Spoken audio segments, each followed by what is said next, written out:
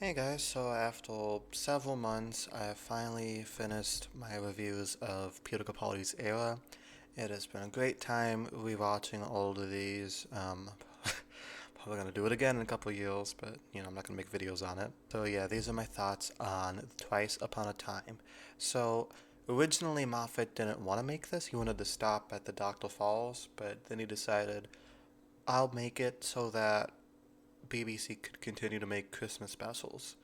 And then the BBC did not make any Christmas specials for like 6 years, so I guess he made this for nothing. However, I still think it's a very good episode. It's a nice send off to Capaldi. I feel like if they left it on the Doctor Falls, he would have run out on a very sad note, while this one ends it in a more positive way. You get to say goodbye to so many different elements of his era. We say goodbye to Bill and Nardole, and we even see Clara towards the end, and he gets his memories back. And the central theme of this episode is the importance of memories and how they help us go through our future and stuff. They make us better choices. This is expressed through a lot of ways because he meets a past version of himself, David Bradley playing the First Doctor. I think David Bradley does a great job in this episode. I don't think his voice sounds the same, but his mannerisms are spot on, and he's able to have this gruffness about him while still exuding the warmth, which is a difficult balance, but Hartnell was always able to balance that, and I think David Bradley does a good job as well. I have one complaint. It would be the characterization of David Bradley's Doctor, the choice to make him sexist, which, I mean, I don't know if William Hartnell was sexist or not, but the first Doctor definitely wasn't. I feel like this is kind of a continuity error because the first Doctor is from like the future and stuff, isn't he? Like this big civilized planet.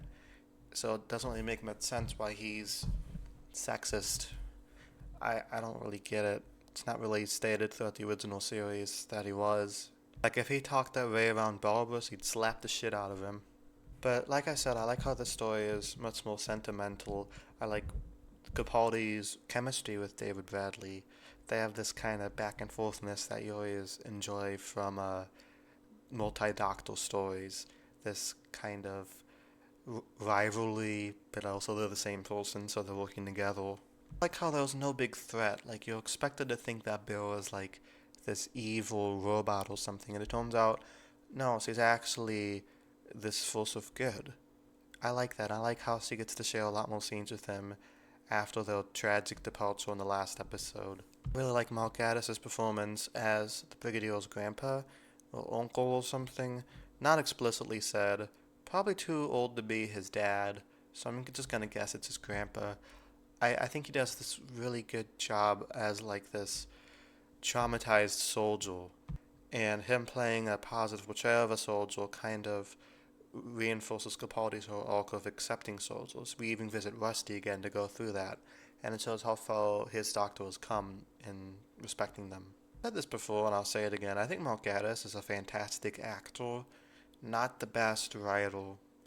I'm sorry, but I didn't enjoy that many of his episodes if you've seen my reviews.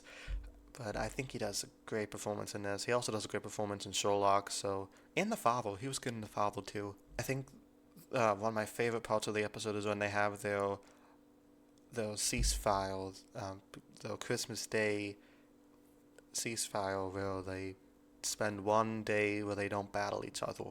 It's such a beautiful scene. I tear up every time. I love the music that plays and Capaldi's speech, how his life has been a battlefield and it's time to leave it. It it's so sweet because I've grown so attached to his Doctor watching it. He's my favorite Doctor. John Pertwee's a close second, but Peter Capaldi just, man, he really pulls on the heartstrings, doesn't he? I love when he says goodbye to Bill and Nardole and he says, I love you guys and how much you meant to me. It's just so sweet. And of course, seeing Clara again, which this episode wouldn't be the same without Clara. I know she's awkwardly green screened in, like a video game cutscene. I'm guessing she was busy filming the Victoria show I never really watched, but still, her being there, it's better than nothing, right? And of course, this final scene in the TARDIS where he gives a speech to his future self. Does it go on a little too long? Yeah, but his doctor is known for long, epic speeches, and he's like, you know what? If I'm gonna go, you guys are gonna hear one more of these things. Gives another epic speech, then he turns into Jodie Whittaker. And no offense to Jodie Whittaker, but I'm not a big fan of her episodes. Like, I know she didn't write it, it's more of Chris Chibnall's fault. So I'm not gonna review those on this channel because I prefer talking about stuff I like. I don't want to talk about like 7 episodes in a row I dislike. It's not fun for me. It's not fun for you guys. So I'm just gonna leave it here.